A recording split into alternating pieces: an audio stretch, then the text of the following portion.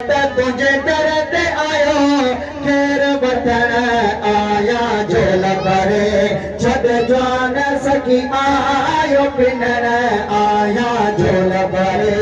छॾ जवान सखी आयो तूं वाली वंड वॾी दर हर साइल खे आही ॾींदड़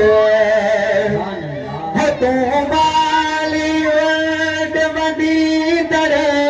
हर साइल खे आही ॾींदड़ घोर वञे मुंहिंजा भोट तॾ आयो घुरण आया झोल भरे छॾ जवान सखी। चाचे नूर मोहम्मद के गुज़ारिश आहे त महफ़िल में वेही रहे उन जी हाज़िरी थींदी। चाचे के विहारो जो सुभान अल्लाह। झोल भरे छॾ जवान सखी आयो पिनण आया झोल भरे छॾ जवान सखी आयो पिनण बिरी पाद गिजिया गल पाए हर यो बाज बरा है बादाए बिरी पाद गिजिया गल पाए रयो बाज बरा है बादाए पंग रखी पेरन ते आयो पेर पवन आया झोल भरे छॾ जवान सखी आयो पिनण आया झोल भरे छॾ जवान सखी आयो पिनण मिठा मीर मदीने वारा चो सुभान अल्लाह करे करे बनवारा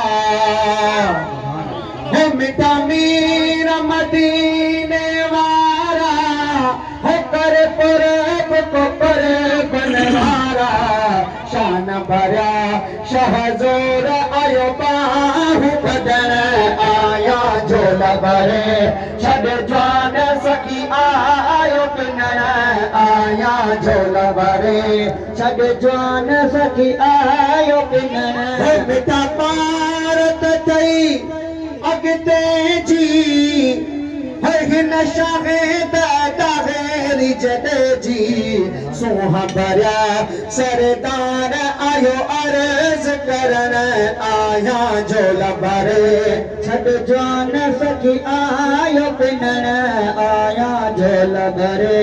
छॾ जवान सखी आयो पिनण अख फेराए ॾिस यार हर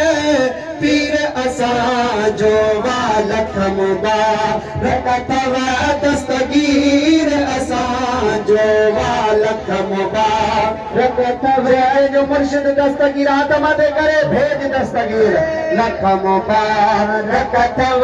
दस्तगीर असां जो वालख मुबारक अथव दस्तगीर असां फेराए ॾिस यार घर पीर असां जो वालख मुबारक अथव दस्तगीर असां जो वालख मुबारक अथव दस्तगीर असां जो अख फेराए ॾिस यार हर पीर असां जो वालख मुबारक अथव दस्तगीर असां जो वालख मुबारक अथव दस्तगीर न फुटंदो ही खाए जग सारो चो सुभान अल्लाह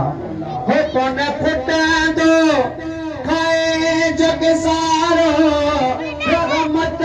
ऐं बरकत वारो यारी शरीफ जो नगर ऐं खीर असां जो वालख मुबारक अथव दस्तगीर असां जो वालख मुबारक अथव दस्तगीर असां जो वालख मुबारक अथव दस्तगीर जंहिंजी दामन में आहिनि हथड़ा मन जवान नबीअ जा बचड़ा जाॻियो इस्माईल फ़कीर असां जो वालख मुबारक अथव दस्तगीर असां जो वालख मुबारक अथव।